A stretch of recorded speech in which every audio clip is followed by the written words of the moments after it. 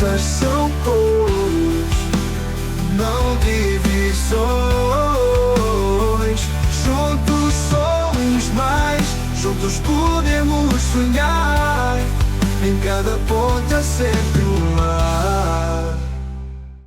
Há famílias que recebem um diagnóstico e saem da consulta sem saber o que fazer a seguir. Sem direção, sem informação certa, sem apoio. Olá, eu sou a Marta Silva e este é o Pontos de Luz. Sejam muito bem-vindos ao episódio número 5. Hoje vamos falar do que acontece depois de um diagnóstico de incapacidade, porque muitas vezes o mais difícil não é o diagnóstico, é tudo o que vem depois. Hoje convidei aqui o Miguel Azevedo, que é coordenador do movimento Cidadão Diferente, é assim? É correto. O meu nome é Miguel Azevedo, sou coordenador do movimento desde a fundação. O movimento aparece de um conjunto de vontades de várias famílias e pessoas também dentro da área da deficiência que se sentiram na necessidade de ajudar outras para fazer frente exatamente a esse pós-diagnóstico, a todo o percurso de vida que é necessário estar sempre atento, estar sempre informado. E é nessa perspectiva que nós criamos o movimento. Eu, como fundador, exatamente como uma pessoa solidária, achei que estava no momento de poder ajudar outros exatamente neste percurso.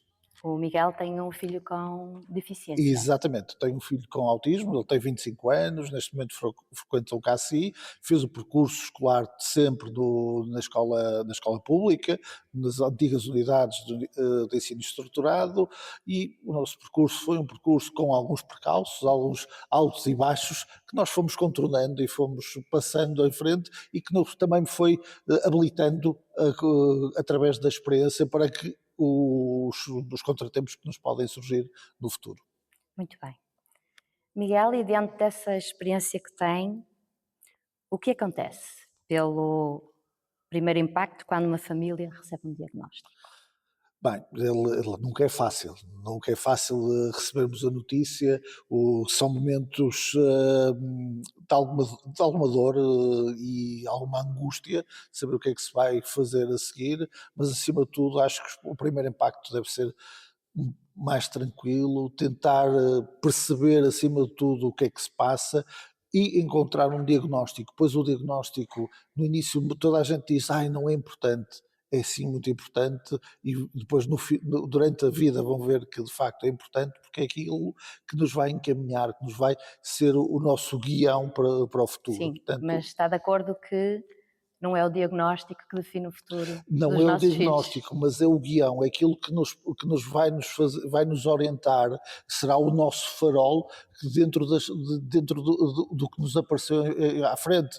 No meu caso, o autismo, eu tive que perceber o que é o autismo, todas as particularidades, exatamente para depois poder navegar dentro da vida do meu filho. E estar mais à vontade e ajudar no Correto, melhor exatamente, possível, não é? exatamente. Porque informação é essencial. A informação é essencial, saber, ter conhecimento, mas também não tentar filtrar o conhecimento. Há informação demasiada disponível e fazer esse filtro acho que é fundamental. Termos esse cuidado de não absorver tudo e ter um espírito crítico em relação à informação que nós vamos lendo, que vamos recebendo. Pois, porque nesta era da informação há muita desinformação, não é? Exatamente, há demasiadas terapias, demasiadas linhas de pensamento, temos desde as vacinas que fazem mal, às mães frigorífico, portanto há uma miríade, há quase uma teoria para cada uma das pessoas. A alimentação. Exatamente, portanto nós temos que ter esse cuidado e olhar também o que é melhor para a nossa família, para a dinâmica da nossa família e também para a pessoa em si. Essa é que é a pessoa mais importante. É ela que nós temos que pensar o que é melhor para ela. Depois de receber um diagnóstico, para as famílias que nos estão a ver, e depois de tentarem aos poucos se levantar, têm que tomar uma atitude, não é? O que é que eu vou fazer agora? Quais são os passos que eu deverei fazer agora para ajudar o melhor possível o meu filho. Sim, tudo depende da idade. A idade aqui também pode ser um fator importante, mas acima de tudo tentar procurar logo ajuda profissional, de um médico, de um terapeuta, para nos ajudar a encaminhar e fazer o caminho.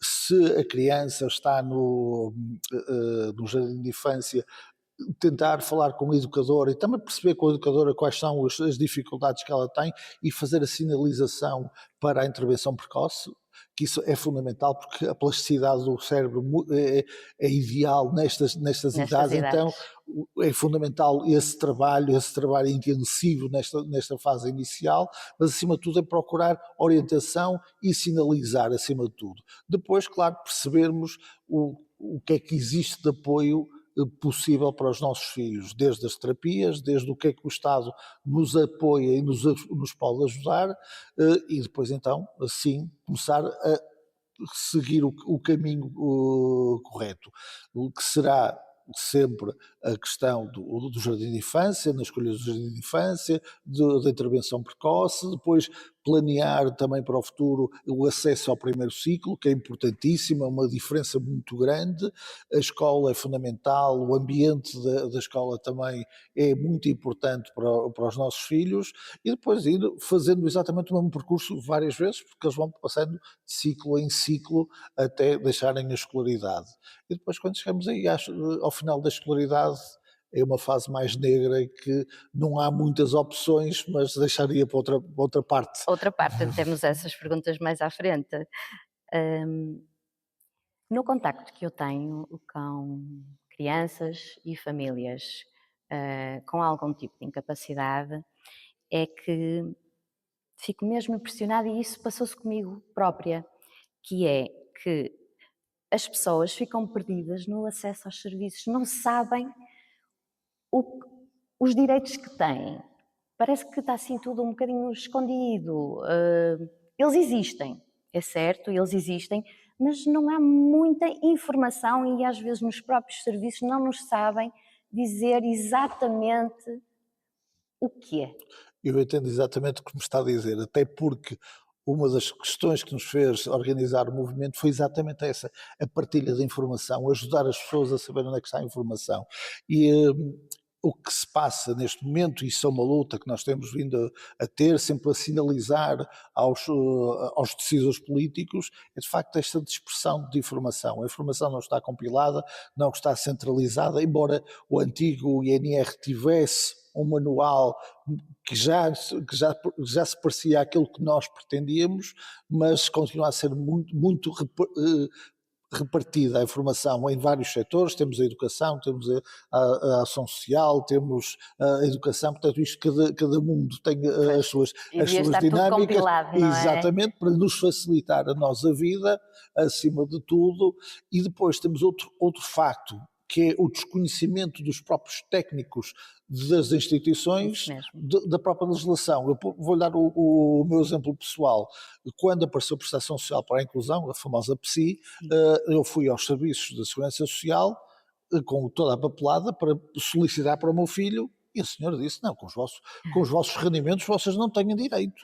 Eu achei estranho e tive o cuidado e informei-me e fui ao manual, ao guião da Segurança Social e dizia lá que não dependia do rendimento, a única diferença era a idade e o grau de incapacidade.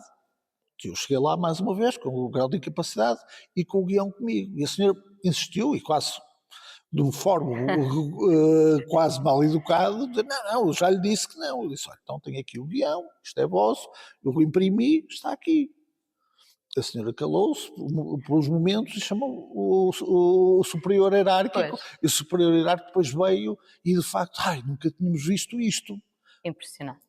Portanto, isto é um exemplo do que é que se passa. Passa-se isto, passa nas escolas com o Decreto-Lei 54, há muito desconhecimento de quem está exatamente nos atendimentos e que está nas escolas. Mas isso também falha de quem promulga as leis, não é?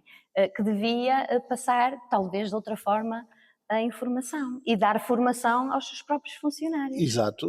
Acima de tudo, na questão da educação, é uma questão de formação, não só dos docentes, das assistentes operacionais, também acho fundamental. Na questão da segurança social, de facto, as pessoas, quando se introduz uma prestação social, ela deve ser passada para todos os funcionários, para todos os balcões, e que as pessoas estejam capacitadas e habilitadas para fazer o atendimento. Agora tem-se esbatido um bocadinho esta questão com o agendamento online, que tem ajudado, que é mais fácil até para os próprios serviços depois encaminharem para as pessoas especializadas, mas ainda não é o suficiente para aquilo que é desejável. E diante da sua experiência, dos relatos que lhe chegam, das ajudas que lhe pedem, o que é que mais bloqueia as famílias, neste caso, para requererem alguma prestação social? Acima de tudo, começamos aí, volto outra vez ao passado, peço desculpa por isso, Não mas tem mal. é a questão da fundação do movimento. Logo das primeiras lutas que nós tivemos, foi a questão do acesso ao atestado multiusos, que sem este atestado não se consegue aceder a uma grande maioria das prestações sociais, portanto, e esse é, de facto, um bloqueio muito grande. Temos listas de espera que ainda continuam com mais de 6 meses a um ano. Sim. E para quem nos ouve e que nunca ouviu falar disto, o que é um atestado multiusos? Miguel? O atestado de incapacidade multiusos é um atestado que certifica o grau de incapacidade da pessoa. Isto quer dizer que há uma tabela nacional de incapacidades em que essa pessoa depois determina-lhe um valor de incapacidade, sendo acima de 60%, pode então ter acesso a todos os apoios sociais, e depois vai haver outras nuances entre 60% e 80%, tem acesso a mais ou a menos, tudo isto, mas isto, acima de tudo, o atestado certifica o grau de incapacidade para todos os serviços do Estado, desde que seja a segurança social, às finanças, mesmo à educação. Portanto, isto é a certificação da incapacidade que a pessoa tem. No meu caso pessoal, o que eu notei foi que nunca tive informação médica para o fazer. Ou seja, nunca ninguém disse, atenção, isto é permanente, o melhor, o que aconselhamos, e para ter mais benefícios, é ter um atestado multiusos. É aquilo que eu acabei de dizer, por isso é que nós fundamos o movimento, exatamente com este objetivo, porque sentimos que havia essa lacuna, essa falha. Acima de tudo, quem deveria ser o pivô o pivô central desta ação seria o médico de família.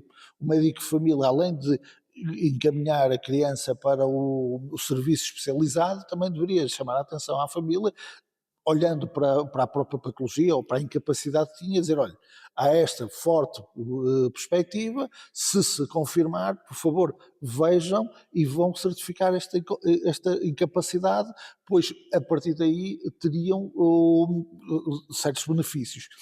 Isto deveria ser o médico de família coadjuvado com a assistente social da própria unidade de saúde. Seria fundamental estas duas pessoas que desbloqueariam muitos dos processos. E ajudariam muitos pais que às vezes estão em desespero. Sem dúvida. Na tua experiência, quais são os apoios mais desconhecidos dos pais? O que as pessoas dizem mesmo, a sério, o Miguel não sabia. O complemento por dependência é um complemento que não pertence, porque há dois complementos, e peço desculpa aqui a fazer esta ressalva, porque é importante, porque há um complemento à prestação social para a inclusão e há o complemento por dependência, que são áreas diferentes, têm a ver com um grau alto de incapacidade, em que há dois níveis, em que a remuneração é diferente exatamente conforme a incapacidade da pessoa para as suas rotinas diárias. Portanto, e muita gente não sabe que pode ter acesso a este complemento, mas muitas vezes as pessoas nem sabem que têm direito à prestação social para a inclusão, portanto, porque o desconhecimento, e muitas vezes também a culpa não podemos só sacar culpas ao Estado ou à Segurança Social. Sim. Às vezes as pessoas também estão demasiado focadas na incapacidade em resolver o problema, sim, nas terapias, e vamos colocar a questão deste ponto, em salvar os filhos. Sim. E então esquecem-se muitas vezes das questões práticas. Isso é normal, não é? Sim, Num isto dia a dia. não é uma crítica às famílias, Sim, mas é sim, uma sim, sim, assunção de sim. uma questão que se vai verificando. Mas se existisse uma forma de essa informação às vezes ser mais fácil, mais acessível, porque nós achamos que é tudo acessível, mas não é bem assim. Sim, nem toda a gente tem. Nós consideramos que toda a gente tem acesso à internet, não Sim. quer dizer que toda a gente tenha acesso à E que internet. sabe funcionar, não Exatamente. é? E sabe interpretar também Exatamente. os textos. Isso também Porque é às vezes a fundamental. linguagem é complicada Sim, e complexa. nós mesmos temos dificuldades e quando temos dificuldades recorremos a outras pessoas que nos ajudam exatamente Pois. para clarificar o que está ali. E de facto, é como digo, acho que acima de tudo o movimento tem uma proposta que já foi feita durante muitos anos e nós vamos recuperá-la de vez em quando, porque nós vamos sempre fazendo uma carta de reivindicações ao governo todos os anos, quando do Orçamento de Estado, e há uma figura que nós gostaríamos que existisse, que era o gestor de processo. Esse gestor de processo, com a sinalização da intervenção precoce, começaria a ter informação sobre aquela criança e inicialmente seria ele a pessoa que iria dar esta capacitação às Uhum. famílias em termos dos seus direitos e iria sempre mantendo uma proximidade à família, até para poder ajudar os próprios municípios com a transferência de Sim. competências, exatamente a se prepararem na questão da educação, saberem quantos alunos com necessidades educativas específicas irão ter no primeiro ciclo, no segundo ciclo, no terceiro ciclo e no secundário, exatamente para se irem preparando, e depois até o próprio município, estou a falar do município, Sim, sim. para mim parece-me a entidade que deve Está gerir mais isto próxima. mais próxima das pessoas, saber que no seu território existe um X número de crianças e jovens que vão atingir, imaginemos, a maioridade e que precisam de respostas sociais. Por isso é que nós depois temos este abismo aqui a seguir, porque não há uma interligação entre todos estes serviços para a vida inteira, porque olhamos para as pessoas com deficiência ou o Estado de uma forma fragmentada e não como um contínuo, porque eles não chegam aos 18 anos, não deixam de ter capacidade, ou como estão na intervenção precoce para entrar para o primeiro ciclo também não se curam, não é? É Portanto, há isso. sempre um contínuo que era necessário haver aqui uma entidade que tivesse essa capacidade de prever e ajudar no futuro. E não só ajudar os pais, mas todos Exato. os profissionais, não é? Exatamente, sim, sim. Porque os professores, na parte das escolas, também sofrem de muita burocracia, existem muitos papéis para preencher, depois tem que se repetir a informação e repetir coisas que já lá estão há imenso tempo, e porque se for do conhecimento que eu tenho, do que eu acompanhei, se é necessário pedir um material extra ou veio o orçamento para o material, é preciso novamente dizer o diagnóstico da criança, qual é o ano que frequenta, quer dizer, Isso, o que me está a dizer, não é só com os professores, é com as famílias. Nós sistematicamente temos que provar aos serviços do Estado que os nossos filhos têm uma deficiência. Portanto, e eles sabem, porque nós somos obrigados a todos os anos a passar as declarações, a entregar o atestado na autoridade tributária, exatamente as mesmas coisas. Há de facto essa burocracia. Eu acho que a palavra burocracia foi inventada pelos franceses, mas nós demos aquela refinada à palavra. Portanto, conseguimos fazer pior. Não é? quais são os apoios do Estado que acha que são mais conhecidos? A bonificação por deficiência, apoio à terceira pessoa? Acima de tudo, os dois primeiros, porque a porta de entrada, porque aliás a bonificação não obriga a ter o atestado de incapacidade, portanto a PSI já obriga, mas a bonificação não, basta só apenas um relatório médico, portanto é a porta de entrada, para mim parece o mais óbvio, mas também o subsídio de educação especial. Exatamente como não há respostas, tanto na intervenção precoce, há bastantes falhas nas escolas, porque não existem técnicos, é a forma que as famílias têm de ter alguma ajuda da parte do Estado para fazer face às terapias dos seus filhos. Existem técnicos, o que não os querem contratar e quando contratam são situações Isso o que me está a dizer é sempre o mal de tudo o que nós temos aqui, que vamos tendo em Portugal, é a questão da dimensão financeira das questões. Nós temos um regime de educação inclusiva muito bom, reconhecido por toda a gente, com algumas falhas. Nós ainda há pouco tempo fizemos um webinar exatamente sobre aquilo que nós achávamos, a nossa perspectiva, quais são os melhoramentos, mas além de uma questão organizacional, é também uma questão financeira. Portanto, qualquer medida que exista tem que trazer um envelope financeiro por trás, porque claro. senão ele não se vai conseguir aplicar na plenitude. Vou-lhe dar outro exemplo muito recente, a questão da vida independente.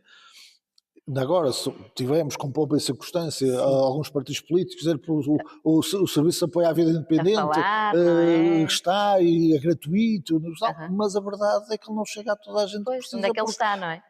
porque o envelope financeiro que está por trás não é suficiente para as necessidades da população. Acha que Portugal está bem posicionado em relação a alguns países da Europa em relação à inclusão? Eu acho que sim. A opinião que eu tenho não é uma opinião unânime. Sim, Porquê? Porque as pessoas olham sempre pelas dificuldades que estão a enfrentar no dia a dia. Mas quando se vai vendo o que se passa no resto da Europa, não seremos dos melhores, mas temos uma boa resposta. Acima de tudo, não nos podemos comparar com os escandinavos, mas lá está mais uma vez a capacidade financeira, que é claro, mas eles a importante. nível de educação também já são muito Exatamente, mais mas se evoluídos. calhar com uma França já nos podemos comparar, e se calhar estamos melhores do que eles. Aliás, nós em termos de inclusão já estávamos muitos anos à frente do que a própria França, em que basicamente institucionalizava as pessoas com deficiência. Então, o que funciona bem no sistema? Porque é importante dizer o que funciona bem. Bem, é uma questão muito complicada, porque em- concepcionalmente as coisas funcionam bem. Agora, temos um fator que é fundamental, que é o fator humano.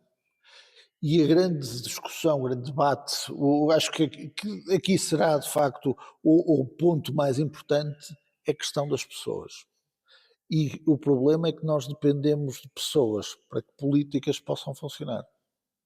E aí é a grande questão. Acho que temos uma boa, o nosso decreto-lei 54 é muito bom, pode ser bem aplicado. Nós temos imensos exemplos, infelizmente não sendo a maioria, mas temos excelentes exemplos de inclusão, mas depois temos noutras salas que não. Mas aqui a diferença está nas pessoas. Os nossos CACIs, até os anteriores CAUs, que é algo que as pessoas ficam um bocado horrorizadas daquele depósito. Se ele for bem trabalhado, for com um conceito, olhando para a pessoa, para as necessidades da pessoa, aliás, o próprio decreto-lei que rege os CACIs, ele funciona muito bem se for bem aplicado. Voltamos à mesma questão. São as pessoas que fazem a diferença.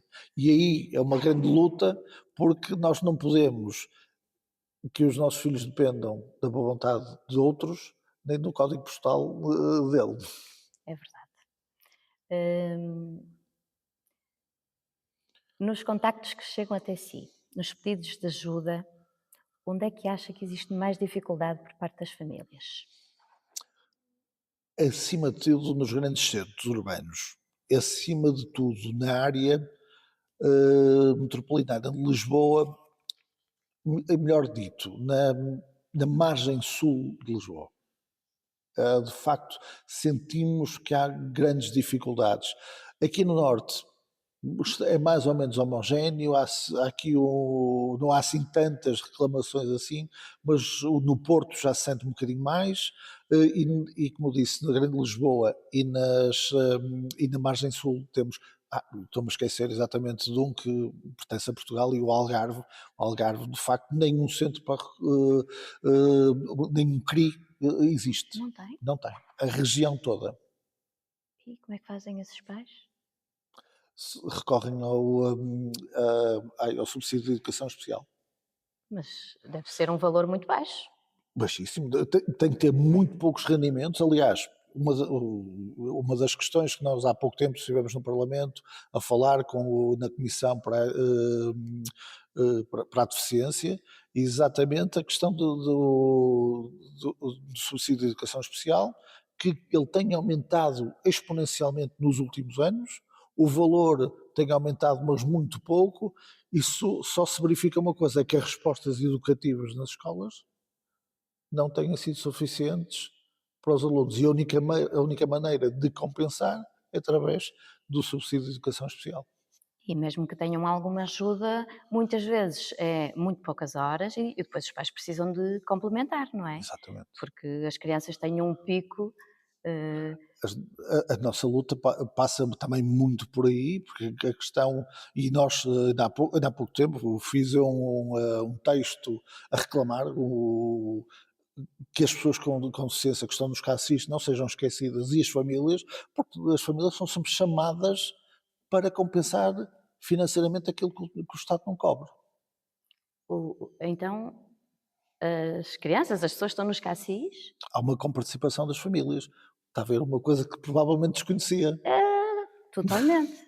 Isto é assim, portanto, faz a candidatura ao CACI, entra, Sim, e o Estado paga uma determinada verba à instituição, e a instituição depois recebe uma parte das famílias, mas, dependendo dos recursos de cada família. mas saiu agora um decreto-lei novo, não é? Exatamente, sobre Que- sobre os chabis, em que é gratuito. E aí nós, enquanto movimento, não temos nada contra, antes pelo contrário, achamos que as respostas sociais deveriam ser exatamente conforme foi legislado, e nós chamamos a atenção que nós também queremos este tipo de tratamento para os nossos filhos e para nós enquanto famílias. Pois, Aliás, o Observatório para a Deficiência, dos Direitos das Pessoas com Deficiência, todos os anos faz um relatório, e todos os anos vem no relatório a dizer que com o envelhecimento das pessoas com deficiência, não só eles ficam mais pobres, exatamente como a família. acho que agora. Lamento ter dado esta informação, mas Porque, como pode ver, as lutas do movimento que tenho são muito amplas, são muito difíceis, de vez em quando vamos conseguindo alguns ganhos, mas não é fácil, porque é preciso ter uma pressão tremenda em cima dos decisores políticos. e quando os pais não podem ficar com os filhos, ou, neste caso, quando, enganei-me na pergunta, quando os filhos não têm vagas nos CACIS, os pais é que têm que ficar com eles? Exatamente. E, É uma, há aqui dois níveis que são angustiantes para qualquer família, mesmo muito. Eu não gostava, eu felizmente não passei por isso, mas não gostava de ter passado por isso, que é ter que decidir entre mim e a mãe qual dos dois é que fica em casa a tomar conta dele, sim, e esperar que alguém morra para o meu filho entrar para a vaga no CACI. é lamentável, não é? É muito triste termos que esperar que alguém, ou não é uma estrutura, mas alguém na sociedade ache e tenha a capacidade e a vontade de missão de construir uma PSS, atravessar-se em fazer uma construção de um CACI e manter o CACI, porque não é só a construção, Pois. é a manutenção, exatamente, da própria estrutura, que é muito difícil e tira muitos anos de vida às pessoas que se colocam nesta posição. Eu participei no webinar em que falavam sobre isso, não é? Que eu acho que era de Ponte Lima, a senhora Não, era de Chaves, de sabe? Chaves, e que é uma luta Sim, diária, não é? Que já não têm comida e que quer abrir um maior exatamente. já, e não tem orçamento porque está sempre a haver problemas e entraves. Lá está. Voltamos outra vez à mesma questão, a questão financeira. A questão financeira aqui é fundamental e é uma opção política do Estado. Sim, Se há de financiar estas respostas ou não. Não sim, é? Ou ele já financia, não podemos dizer que que não sim. financia. Só que é muito pouco aquilo que financia para as necessidades da população. Qual acha que é o maior erro que os pais cometem ao perceber que o seu filho vai ter uma incapacidade? Eu não lhe quero chamar erro, acho que é injusto para os pais, porque primeiro os miúdos nunca vêm com o E manual. cada um faz o Exatamente. que sabe. E eu vou-lhe dizer, por experiência própria, eu cometi vários erros, ou aliás, olhando para trás, eu considero que foram erros, mas muitas vezes nós somos obrigados a tomar decisões num determinado momento com uma determinada informação. E se não estivermos com a informação toda nas mãos, vamos tomar uma decisão. Se calhar passado alguns anos, depois de alguma experiência ou de ter mais informação, dizemos, "Epá, eu cometi um erro." Mas é completamente involuntário. Eu acho, por isso é que eu disse, acho que não podemos dizer que cometemos erros, é de facto, tomamos decisões, isso como tudo na vida, tomamos uma decisão, umas vezes acertamos, outras vezes erramos. Acho que é nessa perspectiva que nós devemos ter. E a criança faz 18 anos, passa a ser adulta, e depois? Voltamos à mesma questão, não há respostas, o Estado demite-se um bocadinho do seu papel, porque passa o seu papel para as IPSS, e as IPSS cada vez nós temos, o que estamos a sentir é que as estruturas estão envelhecidas, as pessoas que estão nas direções cada vez estão mais idosas e não há uma renovação, porque não há gente que queira participar, e vai-se começando a esvaziar todas estas estruturas e não há vontade depois, eu com 60 ou 70 anos numa direção de uma IPSS, se calhar já não tenho força ideal para montar mais um CACI, mais um lar residencial, porque são etapas, temos que ir matando etapas, e esta etapa dos 18 anos é uma das etapas, quando parece que respiramos alívio, conseguimos até uma resposta num CACI e as coisas vão acontecendo, há outra fase, que é o lar residencial, ou a residência autónoma, que agora se fala, que é o fim da vida deles ou da nossa vida. Sim, E pois, isso, porque nós também envelhecemos. exatamente, e depois muitas vezes não estamos a dizer que fim da nossa vida, mas deixamos de ter força, capacidade física para tomar conta dos nossos filhos. A nível de empresas, que tipo de conhecimento têm? Estão abertas ou não para estes jovens que começam, que estão prontos para ingressar no modo de trabalho? Cada um tem as suas especificidades, é claro. Acha que a parte empresarial está... Algumas empresas estão. Aliás, houve uma tentativa do anterior governo de obrigar as empresas, as grandes empresas, a cumprir uma cota de pessoas com deficiência a trabalhar para as suas estruturas, mas não é fácil, porque não tem a ver, muitas vezes, até com o apoio financeiro, tem a ver uma questão de mentalidade. E há uma questão que eu tenho sempre dito e que é um dos grandes problemas da deficiência, é que a nossa sociedade não é uma sociedade inclusiva. Enquanto não atingirmos este nível de inclusão, as coisas vão falhando, porque as escolas, as empresas são feitas de pessoas.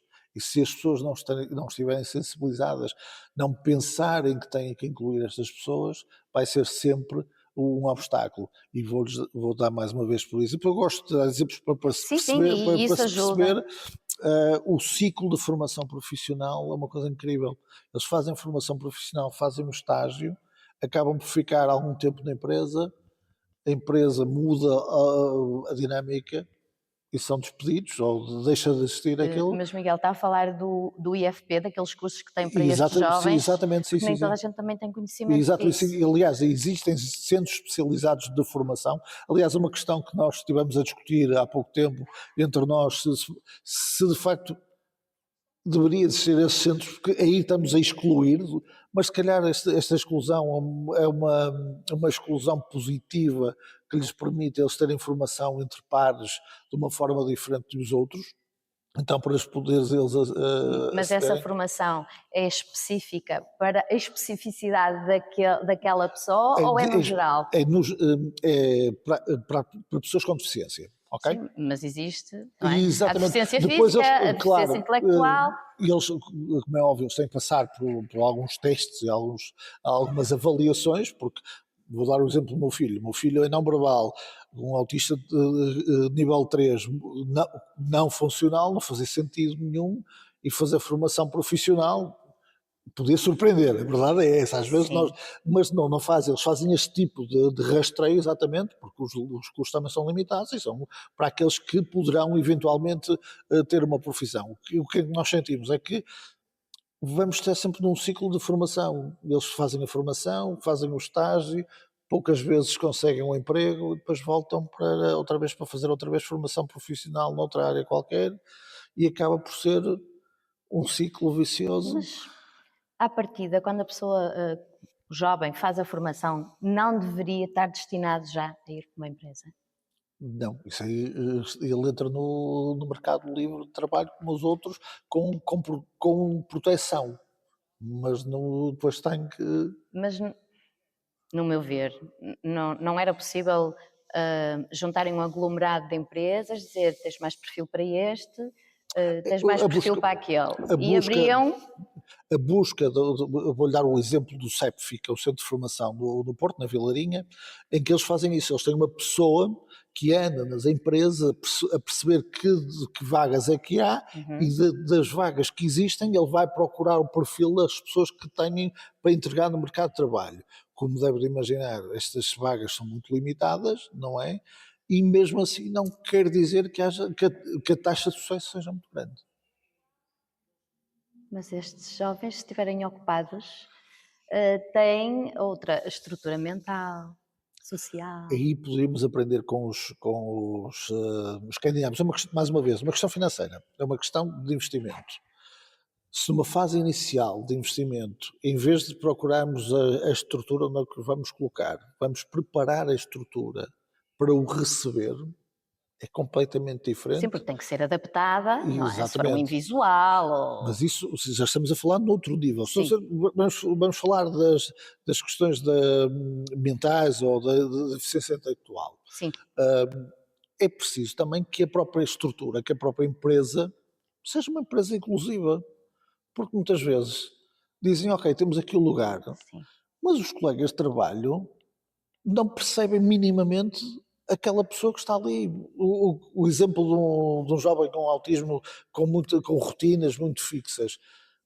Muitas vezes há uma taxa de insucesso muito grande porque ele não consegue perceber as dinâmicas sociais dos colegas e cria ali uma clivagem entre os colegas. E como é óbvio, o empresário não quer ter um funcionário que crie mau ambiente, mau não é? ambiente. Eu não estou. Mas isso era fácil de se resolver. Se- Bastava, às vezes, uma pequena tarde ou assim para... Exatamente, fazer ao contrário, Exatamente. olhar para a estrutura e perceber, olha, vocês estão preparados para receber este tipo de pessoas? Exatamente. E a estrutura dizer, pá, não, se calhar não estamos. Então o que é preciso fazer para que a estrutura esteja preparada para que a taxa de sucesso seja efetiva? E depois na Escandinávia, isso da Suécia eu vi, em que eles tenham depois uma pessoa, o tal gestor, não é? Sim. Um gestor, neste caso, da área da empregabilidade, que vai à empresa não para supervisionar a pessoa, mas para se perceber os colegas o que é que está a falhar, o que é que eles sentem, qual é as dificuldades que se está a apresentar a eles para o incluir. Muito mais não atiramos o problema para cima da pessoa Sim. com deficiência, é perceber o que é que nós E não lhe podemos criamos melhorar. pressão. não é? Exatamente. Ou seja, incluir é isso mesmo. Exato. Mas É isso as é uma pessoas incluírem-se também. Isso é uma questão, mas nós também temos aqui, isto desculpa lá esta sim. reflexão, nós também ainda estamos um pouco atrasados em relação aos modelos que nós aplicamos. Nós vimos do modelo assistencialista, protecionista e muito focado para o trabalho. Outros países já estão muito mais à frente, no caso da Escandinávia, até mesmo aqui podemos aprender bastante com a Espanha, em que olham muito mais para a pessoa, não é? Para aquilo que a pessoa pode fazer e ser feliz ao mesmo tempo. E aqui nós ainda olhamos muito para o trabalho, porque se eu tivesse a opção, eu trabalharia quando eu quisesse, da forma que eu queria. Se calhar o caminho terá de ser esse, é perceber de facto também como é que vamos apresentar o mercado de trabalho para estas pessoas. Já leu o livro do Ricardo Costa, da Felicidade Lucrativa? Ainda não. Mas acompanha e viu mais ou menos o Sim, que ele sim. faz. É extraordinário, não é? Mas lá está, é esta perspectiva da qualidade de vida. E agora, só para adicionar mais uma angústia, que as nossas vidas não Claro, param de ter é angústias, isso. e é uma das lutas, eu queria chamar a atenção, porque se isto vai ser visto por pais, também esta é uma angústia que percorre muitos pais, daqueles que já estão numa idade, uma fase muito mais avançada, e depois de eu desaparecer, o que é que vai acontecer ao meu filho? Quem toma conta dos bens que os pais deixaram, por exemplo. Exato, muito bem, mesmo era aí por aí que nós vamos pegar. E nós temos chamado a atenção, já falamos com o anterior secretário de Estado, com esta, e de facto é um problema que elas percebem que existe. Há pouco tempo tivemos um exemplo em Bragança, de que as pessoas estavam nos lares residenciais a ser maltratadas, e estes bens normalmente o tribunal, através do maior acompanhado, lá está mais um tema que provavelmente muitos pais desconhecem, é nomeado um acompanhante, e se não houver mais ninguém na família, é nomeado uma pessoa da instituição ou a instituição para tomar conta dos seus bens. Ou seja, quando uma criança passa, digamos, a adulto, não é? Aos Sim, 18 anos, sim. tem que se pedir, O regime de maior acompanhado. que é exatamente o quê? Explica, O por regime de favor. maior acompanhado, vamos pôr as coisas de uma forma simples. Sim, simples. Portanto, eles a partir dos 18 anos passam a ser adultos e a tomar as suas decisões. O que é que acontece? A partir daí podem decidir sobre o seu dinheiro, sobre abrir uma conta, casar, jogar, fazer aquilo, portanto, porque eles são adultos, portanto, nós não os podemos proibir de nada, portanto, nós não temos essa capacidade. Então o que é que se faz? Pede-se ao tribunal o regime de maior acompanhado, e o tribunal vai declarar uma sentença e vai dizer as áreas em que a pessoa pode decidir, ou o acompanhante decide por ela, ou noutros casos, tal e qual como o meu filho, que é bastante comprometido, ele está vedado uma de variedíssimas decisões na vida dele, porque Mas estamos a falar de quê? Para sermos exemplos concretos, gestão de Miguel. dinheiros, Dinheiro. dinheiro, casar, decisões médicas. Portanto, é preciso alguém decidir. Se eu estou no hospital e o médico diz, olha, tenho que fazer este tratamento, concorda ou não concorda? Alguém tem que decidir por ele. São coisas parecem que pequenas, Simples. mas são muito importantes, não é? Porque, pá, Sim. se eu for ao médico e o médico dizer, pá, tenho que lhe cortar uma perna, o meu filho, para ele, tem que lhe dar. Pois, Ele não percebeu. Agora, tem que ter alguém ao lado dele que o ajude a tomar essa decisão informadamente, não é? E depois temos a questão, exatamente, também dentro do regime de maior acompanhado, da capacidade deles de fazer mal a alguém. Eles estão protegidos porque exatamente são inimputáveis, neste caso. Pois, então se acontecer, digamos, algum problema, o pai ou mãe, seja quem for, Exatamente, é o é o responsável. responsável, exatamente. Tanto se fala de assistência pessoal, existe, não existe, é importante, qual é a sua opinião? Ela existe, é importante para algumas pessoas com deficiência, exatamente para poder terem uma vida autónoma, determinarem o que querem fazer na sua vida. O modelo é um modelo bastante interessante, mas que, mais uma vez, choca com a capacidade financeira. Nós temos algumas pessoas que têm e que conseguem levar uma vida independente, sem necessitar, sem ter que estar numa instituição, mas depois temos imensa gente que está em lista de espera, que necessita de um assistente pessoal, mas não tem acesso, porque o orçamento é limitado e não chega a toda a gente. Mas acha que ao incluir mais assistentes pessoais na vida dessas pessoas não diminuiria a parte dos centros, dos CAVIs? Eu não gostava de entrar nessa discussão e vou-lhe dizer porquê. Porque senão parece que há duas partes, há duas realidades diferentes. O que há é de facto pessoas com deficiência com diferentes necessidades, e umas têm que ter um determinado tipo de resposta e outros podem ter outra. Há muita questão da diabolização dos CACIs, mas o CACI não tem que ser assim, exatamente depende das pessoas, depende do CACI, pode a pessoa estar no CACI e levar uma vida profissional e ser acompanhado pelo CACI, pode ter uma vida socialmente ativa exatamente, e dentro do CACI, Pode portanto, entrar, por exemplo, pode sair de manhã e entrar à noite? o CACI não, o CACI é só durante esse período. As Não. residências, Muito bem. mas pode, imaginemos, trabalhar da parte de manhã e ser apoiado pelo CACI à tarde, noutras atividades, outro aquilo que for. Portanto, a dinâmica é essa. De facto, há esta diabolização de que os CACIs são muito maus e a vida independente é muito boa. Porque nós depois temos que olhar a questão da dimensão financeira aqui.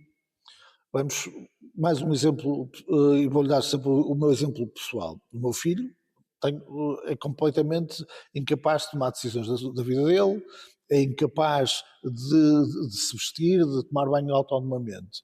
Estamos a falar que ele precisa, no mínimo, de 3 pessoas por dia para tomar conta dele. Vezes 7 dias por semana, Vezes 7 dias por semana. as pessoas também têm que ter férias. Sim.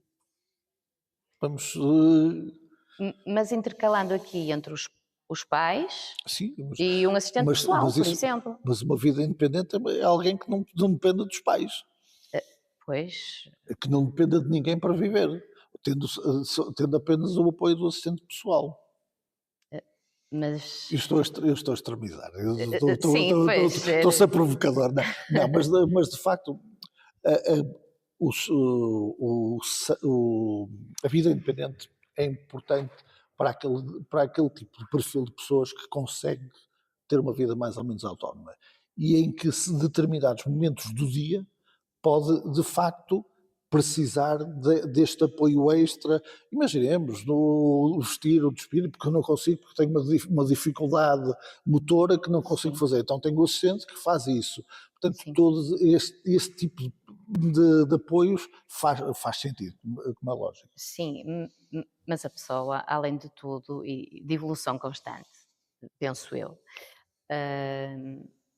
também tinha uma autonomia, uma autoestima, uma saúde mental diferente.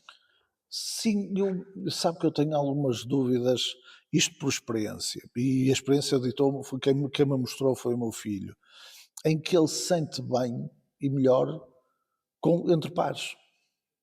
Pois, Eh, Porque todos eles- nós somos diferentes e temos Exatamente, e especificidades. nós temos sempre um grupo. Se reparar, nós enquanto seres humanos, embora a evolução nos últimos anos não pareça assim, mas a verdade é que nós temos sempre vontade de pertencer a um grupo. Sim. Na escola, éramos o grupo dos que jogavam à bola, dos que jogavam voleibol, Os que jogavam elástico. Exatamente, todos tínhamos o nosso grupo.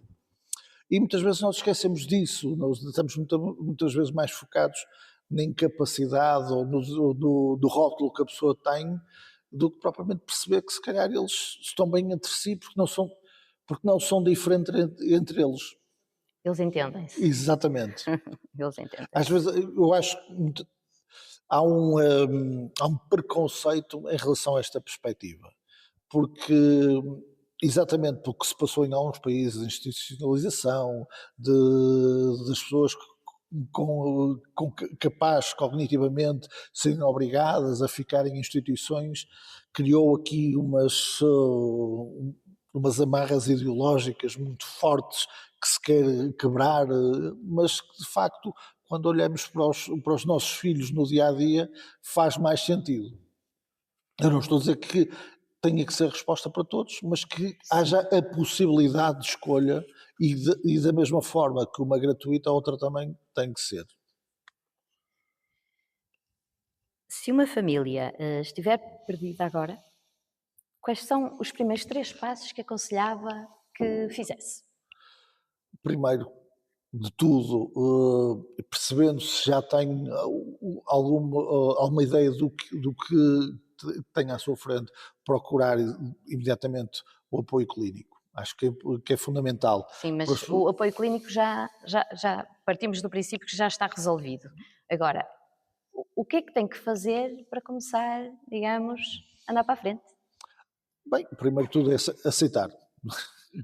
O aceitar é o primeiro, não é? O primeiro, aceitar e lidar com expectativas é muito difícil. Exatamente, portanto, aceitar e a partir da aceitação começarmos o caminho. E depois é procurar os apoios que existem, acima de tudo os apoios financeiros, apoios terapêuticos. Acho que isso é fundamental nesses primeiros passos a dar.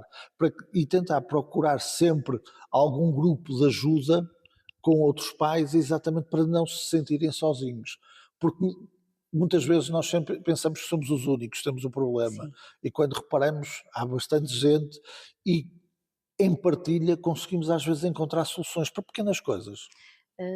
O que eu acho também, e pelas experiências que tenho visto e ouvido, é que damos ênfase sempre à criança, ao jovem, esquecemos um bocadinho do que está por trás. O que está a passar aquela mãe, o que está a passar aquele pai, mas mais as mães, não é? Normalmente nós temos esse. Sim, nota-se muito que há muito mais mães preocupadas do que pais. Não quer dizer que os pais não estejam preocupados, Sim, senão eu sim, não mas é a estaria, nossa própria senão não cultura. estaria aqui. É a Não nossa é? própria cultura, Claro, não é? exatamente. Sim, é muito mais matriarcal. Sim, Mas de facto, isso é uma preocupação. O impacto que o diagnóstico de uma criança com deficiência, de uma família, é muito grande. A prevalência de divórcios é enorme, enorme. Ainda por cima mais a prevalência de mães solteiras ou mães sozinhas, completamente abandonadas, é muito grande. existe muitas mesmo. E existe. Não sei porquê, mas porque o problema é dos dois. Não vai ali Sim. Eu acho que deve ser a parte da aceitação.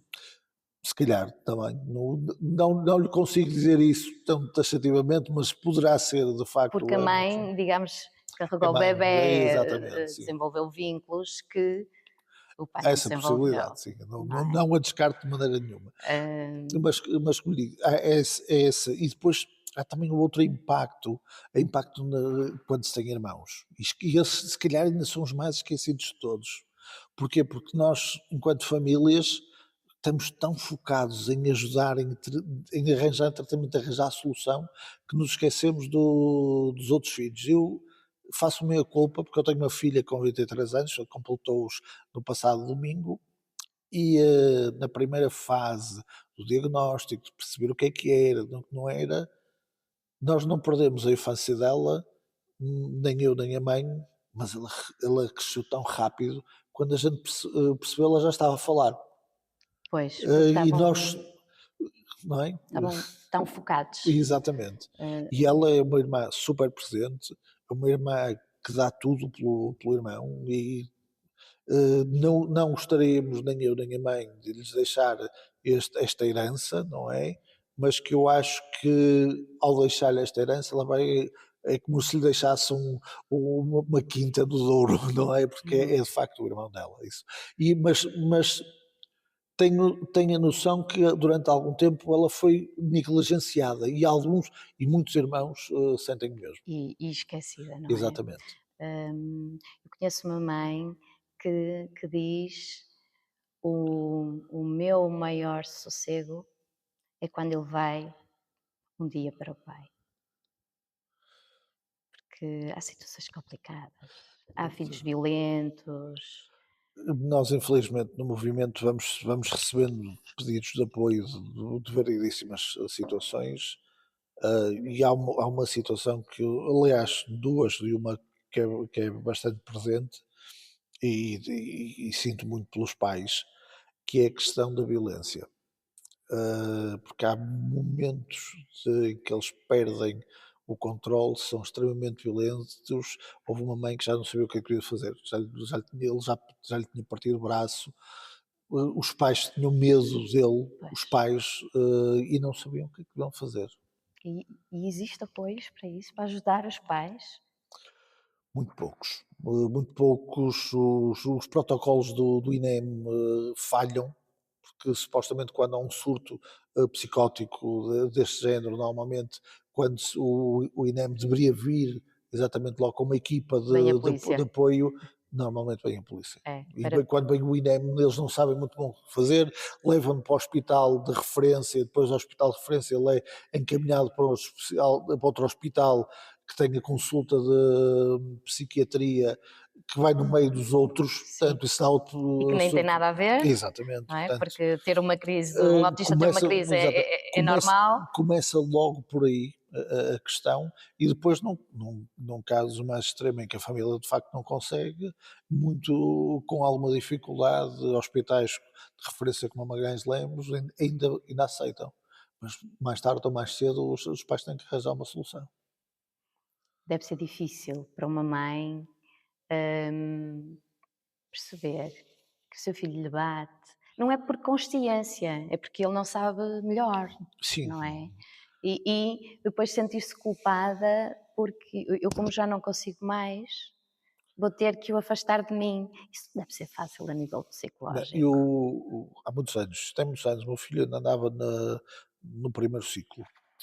Uma mãe estava tão desesperada que foi fazer queixar-se à PJJ do filho, a ver se lhe conseguiam arranjar uma solução. A sério. Mas ele era pequenino ainda. Mas eram os pré-adolescente, teria 10, 11 anos. Ainda é pequenino. Às vezes os sinais estão lá.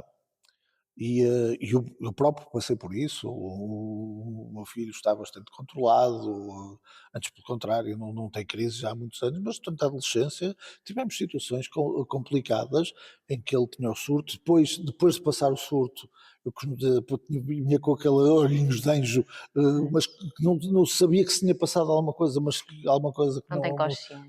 que não teve consciência, e de facto, às vezes os sinais estão lá. Nós é que não os queremos ver.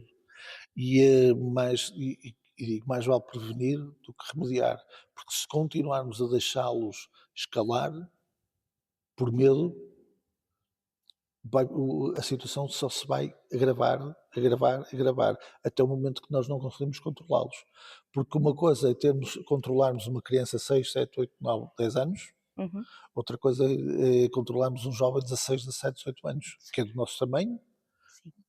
que se calhar com mais força que nós, é muito, muito difícil. Mas como faz uma mãe que é de família monoparental, às vezes ainda tem que ir fazer uns part-times para conseguir algum dinheirito e vê o filho a fazer uma coisa dessas e depois diz: eu tenho mesmo que o abandonar porque não Há- devia haver apoio para essas mães. Não deve- devia ser possível estarem os dois no mesmo sítio com ajuda. Não devia haver aqui uma, uns profissionais que alavancassem esta família. Está-me a colocar questões muito complicadas e que eu também não lhe consigo dar uma Eu resposta. estou a imaginar-me, ou nunca se imagina, mas Claro, podemos, nem nos pomos no lugar da pessoa, mas aqui a pensar um bocadinho, que se o meu filho fosse super agressivo, e ele é muito maior que eu não tinha hipótese.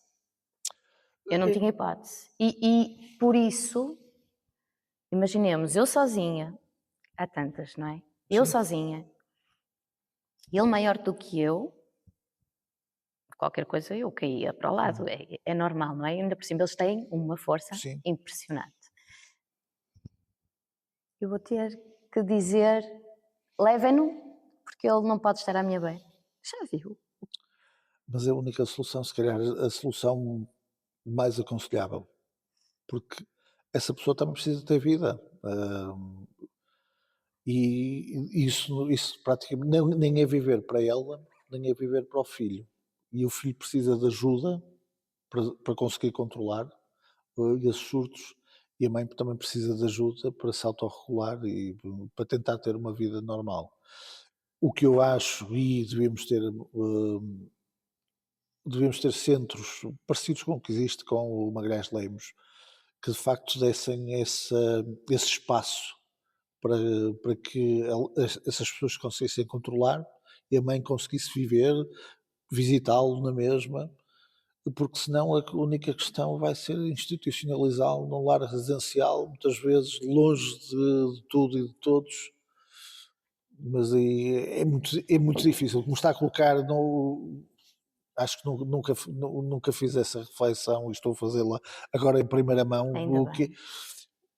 já experienciei, já tive situações parecidas em que conseguimos encaminhar a questão e se ajudou, mas se calhar não arranjamos a solução ideal para aquela situação. Mas de facto é algo que o movimento se calhar também tem que refletir. Porque eu acho sempre, e bem, que falamos das crianças, dos jovens, mas esquecemos do que segura, do que sustenta o pilar e o E alicerce. depois esquecemos de outros, que são os adultos. É que nós olhamos sempre, quando falamos sempre de crianças, de Sim, é isso jovens. mesmo que eu estou a dizer. Falamos das crianças, mas esquecemos de quem está por detrás. Não, mas mesmo eles enquanto adultos. Esquecemos desse próximo passo. É que também enquanto pais, também às vezes nos angustia. E eu acho que nós Exatamente. não queremos pensar. E também não temos grande tempo, porque temos que nos focar em outras coisas, não é? Em Sim, terapias, somos é muito mais tudo muito absorvidos, intenso, não é? exatamente, É somos tudo mais muito mas, intenso. mas às vezes acontece, alguns pais ligam para o movimento e conversamos, muitas vezes conversamos e as pessoas desaparecem, As pessoas mas podem ligar, podem ligar. Então, temos um número, podem ligar, pedir algum tipo de ajuda. pesquisam o quê? Normalmente vêm pedir ajuda para o que é que podem fazer na escola, algumas pessoas o que direitos é que têm, que podem ajudar, algumas orientações, e depois acaba-se por tornar numa conversa. São um pouco psicólogos. Não, Um alento. não somos psicólogos, somos um ombro amigo que está disponível para ouvir e para falar da nossa experiência. E muitas vezes digo isso aos pais, que é a questão, vocês não gastem as fichas todas agora. Eu sei que vos parece que é fundamental, mas não gastem as fichas todas, porque a escola só são 18 anos. E eles ainda têm, isto é um terço da vida deles. Mas é possível alguns continuarem para o ensino superior, ou não? Sim, isto, lá está, nós não podemos generalizar todos exatamente que não conseguem.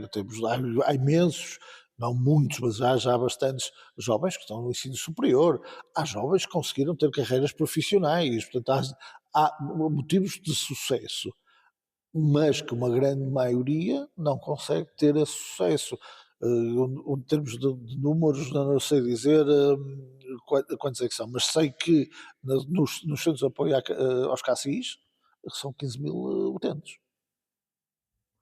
15 mil. 15 mil. Só 15 mil. Tem alguma mensagem para deixar às famílias que nos ouvem? A mensagem é dizer, olha, não estão sozinhos, acima de tudo. Alguma coisa que precisem, procurem um movimento. Nós temos um grupo Movimento do Cidadão Diferente, Diferente. exatamente. Nós temos um grupo do WhatsApp em que podem escrever. Se quiserem estar calados, estão calados, nunca interagir. Como há outras pessoas que interagem, há outras pessoas que chegam lá e colocam questões e vai sempre haver alguém que já passou por algo muito parecido. Olha, eu fiz assim, tenta assim a ver se funciona. Umas vezes funciona, mas acima de tudo que tenham a noção de que não estão sozinhos, há esperança e têm que ter muita resiliência, porque infelizmente eu gostaria muito, mas muito mesmo, do fundo do coração, de dizer não, isto flui, vai ser tranquilo. Não, nós vamos ser constantemente postos à prova e há pouco tempo havia um filme que ganhou um Oscar, que é o Batalha Após Batalha, e basicamente é a história da nossa vida, é batalha após batalha. Tenho uma pessoa amiga que diz termos um filho com algum tipo de deficiência, os pais são os missionários. Eu não gostava de ter essa ideia, mas nós fazemos algo mais do que a paternidade, porque nós temos que ser psicólogos, temos que ser médicos, temos que ser assistentes sociais, temos que ter uma miríade de habilitações que ultrapassem muito a missão. Mas se não tiver missão, não vai conseguir. Se colocarmos só nisto como missão, porque há algumas pessoas que não conseguem. Isto é a mesma coisa que há uns anos atrás havia uma terapia que se falava muito, dar amor, com amor vamos conseguir ultrapassar tudo. O meu filho não ultrapassou, eu não o deixei de amar tanto como os outros pais. Será que é essa a perspectiva? Não é só amor. O amor tem que estar lá, não é Sim. lógico. Mas também temos que. Não podemos é perder a força. Não, quando estivermos em marcha, temos que encontrar alguém que nos ouça, que nos dê força, energia. Às vezes as forças também se esvaem Eu sei, mas e Não é fácil. Mas não podemos desistir. Eu acredito que nós temos bastante resiliência. Eu conheço muita gente em situações muito piores que as nossas e conseguem resistir e conseguem, portanto, É essa a palavra que deixa os sim, pais que nos da estão a ouvir. resistência que nós conseguimos. E acima de tudo, que não estão sozinhos. E que não tenham esse sentimento que sou eu que tenho este problema. Há mais gente e partilhem isso. Porque partilhar não alivia a dor.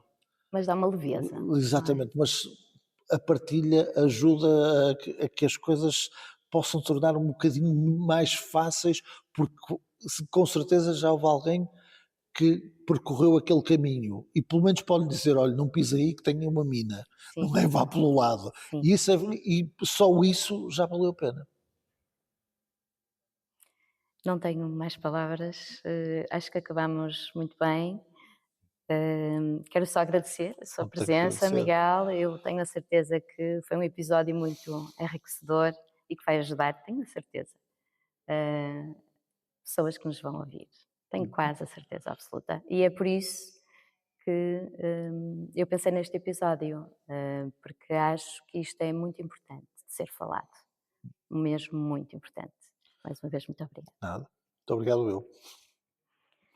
Nenhuma família devia sentir-se perdida depois de um diagnóstico. E talvez a informação certa, no momento certo, possa mudar tudo. Se este episódio ajudar alguém, partilha. Há crianças que não se veem, mas precisam de ser vistas e incluídas de verdade. Cada gesto constrói pontes e são essas ligações que nos tornam mais humanos, mais conscientes e mais inclusivos. Pontes de luz ligam corações, diferenças são cores, não divisões. Juntos somos mais, juntos podemos sonhar. Em cada ponte